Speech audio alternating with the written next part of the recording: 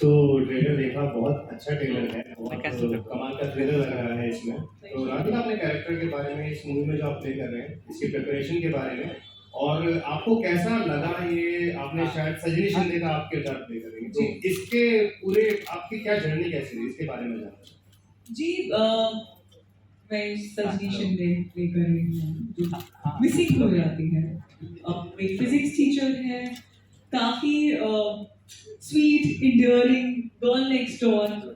मतलब हर शहर में, हर कॉलोनी में एक सजनी होगी जिसको आप जानते होंगे। Very passionate about her career, ideal daughter, ideal teacher I would say.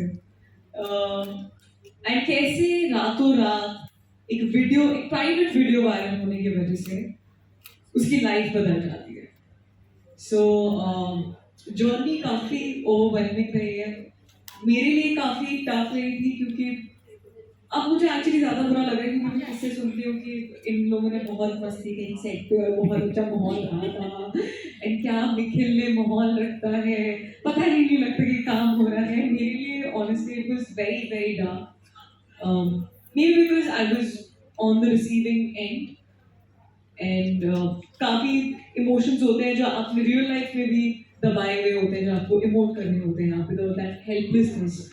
So it was, I won't lie, was tough, but it was beautiful, and I think that is the reason I'm an actor, that I get to go to the darkest and deepest of emotions, and still come out feeling content and overwhelmed. So I just love that part. Thank you. Thank you. Hello, this side Bharti. मेरा सवाल भाग्यश्री जी से है कि जैसा कि आपने अभी पहले ही कहा कि आपका जो पहले किरदार था सुमन में, आपको सब जानते हैं, जो बहुत ही पोलाइट है, स्वीट है, तो इसमें और उसमें क्या डिफरेंस है? डिफरेंस तो भयंकर है। एक हल्का डिफरेंस नहीं है, काफ़ी स्ट्रॉन्ग डिफरेंस है। इस फिल्म में मैं प्रिंसिपल का किरदार निभा रही हूँ, जो इनके स्कूल की प्रिंसिपल हूँ, और काफ़ी कंट्रोलिंग हूँ। आई वॉन्ट थिंग्स माई वे। बहुत इम्पॉर्टेंट है कि हम हमारी संस्कृति से जुड़े रहें, लेकिन उस हद तक नहीं जहाँ पर वो संस्कृति की आड़ में हम किसी को इतना नीचा दिखाए और इतना बुरा ठहराए कि इसके साथ जो फिल्म में हाल होता है वो हो जाए।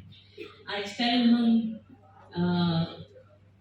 बहुत देखते हैं कि cases of depression, anxiety, mental trauma, ये सब जेन ज़ी फेस कर रही है, और वो इस वजह से कि जहाँ पर माँ बाप होते हैं वो एक सीख देते हैं बच्चों को, वो सीख पालन करने का आदेश देते हैं, बच्चे भी वही चाहते हैं, लेकिन जब वो ज़माने में खुद अपने आप अकेले जाना चाहते हैं और जीना चाहते हैं, तो ज़माना बहुत अलग हो चुका है, बहुत बदल चुका है, और दोनों चीज़ का बैलेंस करना उनके लिए बहुत ज़्यादा मुश्किल रहता है, और इस वजह से काफ़ी प्रॉब्लम्स होती हैं जो इस फिल्म में आपको नजर आएगी।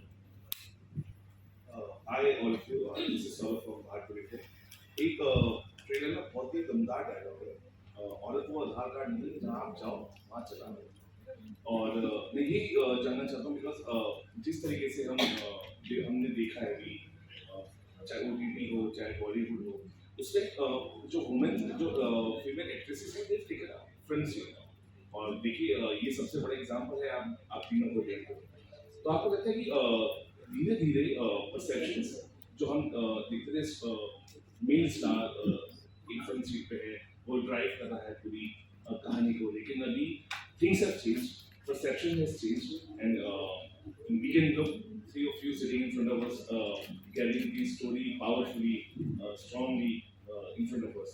तो आप कैसे देखते हैं चीज़ों को, परसेप्शन को, जो बना था, जो टूटा, और आज एग्जांपल आप सेट कर रहे हैं?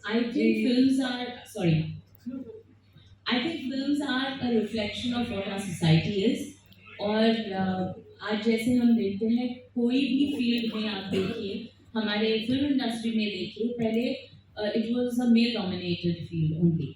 लेकिन आज हम सेट पे जाते हैं तो डायरेक्टर भी फीमेल होती है, सिनेमाटोग्राफर भी, मेकअप आर्टिस्ट होते हैं, बहुत सारे असिस्टेंट्स जो होते हैं वो फीमेल्स होती हैं।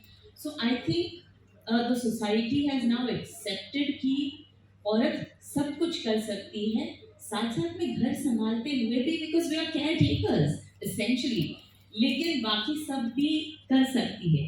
सो in that perspective yes, yet I wouldn't say that it's a very feminist film, वो चीज़ नहीं है। जैसे हमने पहले ही कहा कि एक संस्कृति को मेंटेन करके हम जो कर सकते हैं इस दायरे में रख के वो हम लोगों ने किया है, and that has been very pronounced by बेला बरोड्स कैरेक्टर। वो आप सुनाइए आगे। कल किसी ने मुझे बेला बारूद कह दिया था। which is apt। आप मेरा बारूद जी का जब पार्ट प्ले कर रहे हैं जी, आपने जो भी आप, and the interesting part is कि बीइंग अ मैन, ये एक ऑब्जर्वेशन आपसे आ रही है, तो मुझे ये बात देखकर और यहाँ पर ये बात सुनकर बहुत अच्छा लगा। So the dialogue is actually a sentiment कि औरत कार्ड आधार कार्ड नहीं कि आप कहीं भी चला दें, और उसका जो एक पर्सपेक्टिव वो ये भी है, and I come back to what you were actually talking about, कि औरत कार्ड जो है ना वो एक कन्वीनियंस के तौर पे हम कभी कभी यूज़ कर देते हैं कि यार मैं लड़की हूँ तो क्या हो गया, मैं सब कुछ नहीं कर सकती क्या, या क्योंकि मैं लड़की हूँ मेरे साथ ये सब हो रहा है, यू नो। सो वो एक जो सेंसिटिविटी से कही गई बात है, और यही चीज़ अगर फिल्म में कोई एक मेल कैरेक्टर कहता, जैसे कि हमारे डायरेक्टर और को राइटर निखिल मुसाले ने कहा था कि ये बहुत ज़रूरी था कि ये डायलॉग एक लड़की बोले, और someone who represents authenticity and somebody who's exactly what she is।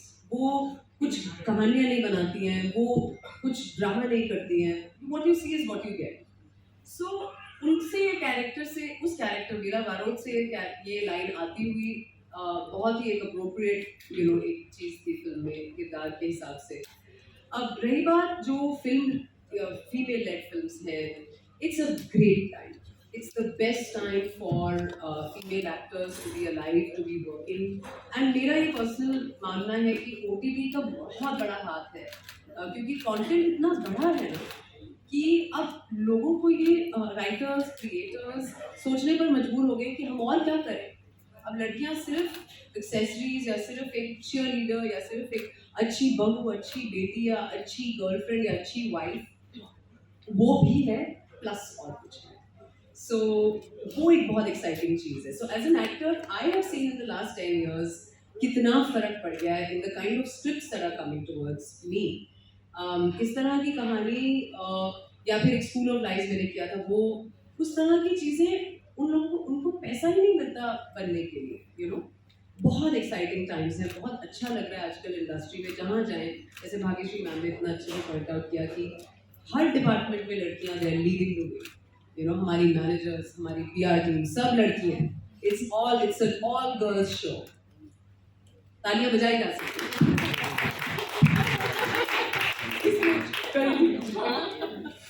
Good afternoon. I'm the same of the writing side. Hi. The question was to Nimrat, but all the lovely ladies. So my question was to Nimrat. What's been your journey from SRCC to this day of being a cop? What a lovely question. I'm about to go to SRCC in some time. It's unthinkable, sir. क्योंकि SRCC में the right thing to do there is to become a chartered accountant or a CFA or go to LSE or IIMs. उसके बाद मतलब ये अपने आप से कहना कि शायद मुझे एक्टिंग करनी है। मेरी मम्मा भी आई हुई है आज यहाँ पे। हाय मम्मा। सो मैंने जब मम्मा को ये बताया कि मम्मा मैं बॉम्बे जाना चाहती हूँ, वहाँ पे शायद देखना चाहती हूँ कि शायद I be able to make some money. So बहुत घबरा गई थी, बहुत परेशान हो गई थी। Rightly so. मैंने अपने आप को 6 महीने दिए थे कि 6 महीने में अगर रेंट कमा पाई, थोड़े पैसे जुटा के दिल्ली में कॉलेज में साइड में काम, थोड़े एंकरिंग गिग्स करके, और कुछ 60-70 हज़ार रुपये मैंने जमा कर लिए थे, मुझे याद है मैक्सिमम। बहुत बड़ी बात है। सो अरे 2004 में बॉम्बे आके 6 महीने दिए थे मैंने अपने आप को। सो 3 months में कुछ म्यूजिक वीडियोस आए, तेरा मेरा प्यार, if you all have seen और रिमेंबर, एंड एक्ट फिल्म्स बहुत सारी करी। सो उसके बाद फिर थिएटर किया, क्योंकि लाइन सीन्स पढ़ने नहीं आते थे, कुछ आइडिया नहीं था सेट क्या होता है, सिनेमेटोग्राफर कौन जनाब होते हैं, क्या होता है डायरेक्टिंग और ये सब। तो थिएटर में कुछ काम किया मैंने, बहुत दिग्गज मराठी इनफैक्ट लोगों के साथ, सुनील शानबाग सर एक is one of them, is my mentor. उसके बाद फिर लंच बॉक्स आई, और लंच बॉक्स ऐसे समय पे आई जहाँ शायद वहाँ तक आते आते मुझे भी श्योर नहीं था कि आगे मैं कर पाऊंगी कुछ की नहीं, या कब बैग बंद करके वापस जाना पड़ेगा दिल्ली और देखनी पड़ेगी चार्टर्ड अकाउंटेंट से कि कुछ कर लो बेटा अपने ग्रेजुएशन के साथ। मेरी मम्मा भी मुझे पूछती थी कि बेटा ये कब तक करना है, हाँ बहुत हो गई हॉबी, अब कुछ नहीं, आई लव यू। सो जब लंच बॉक्स आई तो फिर इरफान सर का आना फिल्म में, नवाज सर का आना, मैं थोड़ी सी फिर सीरियसली लेने लगी फिर फैमिली में। और उसके बाद का तो खैर यहाँ तक का सफ़र तो is another long journey. It's been really God blessed. मुझे बाहर कितना मौका मिला है काम करने का, Homeland and other such shows and things, it's been really God blessed. And इस तरह की फिल्म जहाँ पे एक फीमेल कैरेक्टर को, इफ़ आई मे से, कि जैसे बच्चन साहब के लिए डायलॉग लिखे जाते थे ना, मुझे ऐसी फील आई, बहुत मज़ा आ गया। सीरियसली इतना मुझे मज़ा आया है ना, मैं वो जैकेट कुर्ता वैसा वो एक बोलते हैं ना स्टाइल लेके अपना कमरे में आके और कुछ भी बोल रही है, कुछ भी कर रही है, इंटरोगेशन है, she owns the room, you know. Ma'am एक डायलॉग हो जाए सर, एक डायलॉग कौन सा वाला? औरत कार्ड वाला तो हो चुका, कोई भी डायलॉग, वही वाला चलिए। ये औरत कार्ड आधार कार्ड नहीं है कि आप कहीं भी चला। So yeah, it's been really God bless. Thank you. मेरा सवाल सुमन से है।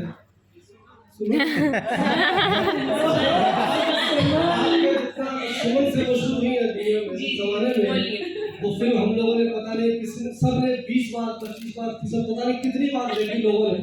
उस जमाने में उस फिल्म को कामयाब बनाने में सलमान खान के अलावा जो आपकी मासूमियत थी उसका बहुत ज्यादा रोल था। आपको जो भी अंदाज था उसमें जैसे मेहंदी जैसे आती हो, ऐसा था बिल्कुल। लोग जब उनका वो नोट भी किया था तो लोग रोने लगे थे हॉल में, ऐसा नोट भी किया कैसे हमारे को दिखाना था उसको आपको। मेरा सवाल ये है मैडम कि उस जमाने से जो सलमान खान वो स्टार नहीं थे धीरे धीरे, लेकिन आज भी उनका जलवा बरकरार है। तो बात कर रहे हैं कि महिलाएं भी उतनी ही मजबूत है, लेकिन सलमान खान का जलवा आज भी बरकरार है। लेकिन जितनी हीरोइनों के साथ उन्होंने काम किया कुछ तो धीरे धीरे बिल्कुल गायब हो गई। कुछ हीरोइनें ऐसी है जैसे कुछ काम कर रही है, आप बिल्कुल गायब हो गए, फिर भी आप काम कर रही हैं। तो क्या आपको नहीं लगता कि महिलाओं के मामले में बॉलीवुड जरा बेईमान है? देखिए, जैसे मैंने पहले कहा कि our films, Indian films reflect society. जो हमारे देश में है वो फिल्में या डायरेक्टर्स या राइटर्स उससे इंस्पायर होकर कहानियाँ लिखते हैं। तो हमारा देश अभी भी ये मानता है और अभी भी ऐसे चलता है जहाँ बाप, भाई, बेटा, इन लोगों की ज़्यादा अहमियत होती है, ना कि माँ, बहन, बीवी। तो बात यह है कि जब ये हल्का हल्का चेंज आना शुरू हुआ है कि एक स्तर पे दोनों को माना जाता है, डेफिनेटली ये डिफरेंस बॉलीवुड में भी आ रहा है। जैसे इन्होंने पूछा कि अभी इतने सारे वुमेन सेंट्रिक फिल्म्स बनाए जा रहे हैं, विमेन ओरिएंटेड सब्जेक्ट्स लिखे जा रहे हैं, लोगों को काम भी मिल रहा है, हम तीनों यहाँ पर इस फिल्म को आगे लीड कर रहे हैं। सो ये चीज़ तो बदलाव तो आएगी, लेकिन औरत कार्ड इस्तेमाल करके नहीं, ये कह के कि चाहे वो महिला हो चाहे वो आदमी हो, दोनों एक साथ में चलेंगे तब तो ज़माना आगे बढ़ेगा। सो आई थिंक इंडिया आगे बढ़ रहा है और हम ज़माने के साथ आगे बढ़ रहे हैं। बहुत बढ़िया। Hi, Seema this side. Hi. Can't see you, Seema. Yes. My question is for all the three of you. So we are talking about the viral videos on social media. I mean the impact of social media. What is your take on social media? How much all the three are addicted to that? If it were up to me, I wouldn't be on social media. I think अभी profession की requirement हो गई है, तो I like being there, but I think मैंने social media को at least अपनी life में उतनी ही इम्पोर्टेंस दी है जितनी देनी चाहिए. मेरी वैलिडेशन जो खुद के लिए है वो सोशल मीडिया से नहीं आ सकती, क्योंकि एक दिन मैं बहुत बड़ी स्टार होंगी, दूसरे दिन मैं नहीं होंगी, एंड परसेप्शन हर हफ्ते बदलता है. हर हफ्ते कोई ना कोई स्टार बना होता है, हर हफ्ते किसी ना किसी को गालियाँ मिल रही होती हैं. तो मैंने लाइफ में ना बहुत जल्दी सीख लिया था कि कभी भी अपने से बाहर जो फैक्टर्स है ना उन पे ध्यान नहीं देना है. हमेशा उस चीज़ पे फोकस करना है जो मुझसे कोई नहीं छीन सकता. आई थिंक मेरे लिए वो मेरा क्राफ्ट है, मेरे लिए वो मेरा कैरेक्टर है, एंड एक्चुअली मेरी फैमिली भी है. मैं काफ़ी ग्राउंडेड फील करती हूँ जब मैं अपनी फैमिली के साथ रहती हूँ, तो हमेशा मैं वही मोमेंट्स चेज करती हूँ. बट मैं ये बिल्कुल बताना चाहूँगी कि ये हमेशा से नहीं था. कुछ टाइम आया था जहाँ पर मुझे बहुत प्रॉब्लम फेस हुई है कि जब मैं सोशल मीडिया पे जा रही हूँ, कोई बुरा कमेंट आ रहा है या आर्टिकल्स छप रहे हैं, so you just feel helpless at that point कि आप किन किन लोगों को एक्सप्लेन करें. मोर देन दैट, अगर आप खुद को भी संभाल लें, आपकी फैमिली इफेक्ट हो जाती है, आपके फ्रेंड्स इफेक्ट हो जाते हैं, क्योंकि कहीं ना कहीं अगर आप उनकी प्राइड है तो आप जो बोल रही हैं, आपके बारे में जो छप रहे हैं, वो उनको इफेक्ट करेगा ही करेगा. So it took all of us time to adjust to all of this, since none of us are from the industry and we had no idea about it. But now I would like to say that we have created a safe distance from social media. बहुत अच्छे तरीके से use होता है and वहीं तक. I think social media is a double edge sword. तो या तो आप उसे अपना नौकर बना के रख सकते हैं या अपना बॉस. ये आपके हाथ में है. You can use it to your advantage या उससे नुकसान भी पहुंच सकता है. तो सोशल मीडिया को जैसे हम मार्केटिंग के दौर पे यूज़ करते हैं, वहाँ तक सीमित रखें तो ठीक है. अगर सोशल मीडिया से जुड़कर हम अपनी लाइफ बनाएं तो वो बहुत ही मुश्किल हो सकता है. बहुत बीच में ये चला था कि फेसबुक की वजह से खास लोगों को ये मौका मिला कि दूर के जो रिश्तेदार थे या दोस्त थे जो कई सालों से मिले नहीं, उनसे मिलने का मौका मिल गया. तो that was a good part of social media. पर ऐसा भी हुआ जहाँ पर ट्रोलिंग के कारण किसी ने अपनी ज़िंदगी खराब कर दी, बर्बाद कर ली, या फिर इस दुनिया को छोड़ के चले गए. तो जब इतना असर आप पढ़ने देते हो सोशल मीडिया को अपनी ज़िंदगी पर, तब बहुत मुश्किल होता है. एंड जैसे मैंने पहले कहा कि आज के दौर में मेंटल हेल्थ इतनी इम्पोर्टेंट है. तो मेंटल हेल्थ, जैसे राधिका ने बहुत सही कहा कि मेंटल हेल्थ को सही रखने के लिए अपने आप में आत्मविश्वास होना चाहिए. You should be confident, you should believe in yourself, and you should not require validation from people outside of you. जी, एक्चुअली मैं इन्हीं की बातों को लेकर, दोनों की बातों को लेकर आगे एक और चीज़ कहना चाहूँगी कि see we have the intellect and the understanding कि हमें सोशल मीडिया को कब बंद करना है, कब खोलना है.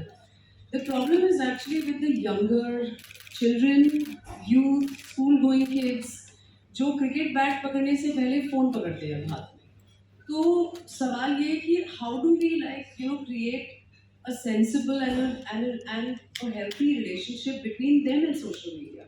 See, I'm not a parent, so I don't know how difficult or easy it gets. But that's a generation that's going to have to really define for themselves कि social media कितना ज़रूरी है और कितना उसको आपको अपनी ज़िंदगी के बाहर रखना है. हम नेचर में जाते हैं तो क्या हमें वो कैप्चर करना है, झरना है, या हमें उसमें जाके नहाना है, सो वो एक जो जिंदगी जीने का मजा है ना, वो सोशल मीडिया को छीन ना लिया जाए, यू नो। ये मुझे देखकर कभी कभी मायूसी होती है कि हम शायद जिंदगी जीना ना भूल जाए कहीं। हर चीज में हमारे फोन्स पहले आ जाते हैं, I am including myself in that. There are times I have to check myself, you know, कि एम आई एक्सपीरियंसिंग दिस और एम आई इंटरेस्टेड इन कि ये मैं कहाँ लगाऊंगी, इसकी रील बनाऊंगी या इसमें क्या होगा, या फोटो लगाएंगे। तो it's like it's a double edge sword. मतलब मेरे लिए चाकू की तरह है, वो सर्जरी के लिए भी यूज कर सकते हैं और किसी को मारने काटने के लिए भी एग्जैक्टली वही चीज़ है। सो it's up to us how we tell the younger generation also. That's very, very important, because unke liye social media is a part of life. They are growing up with that. So that's a very important question. Hello, we'll be taking up last two questions now. Hello. Hi Radhika, this is for you.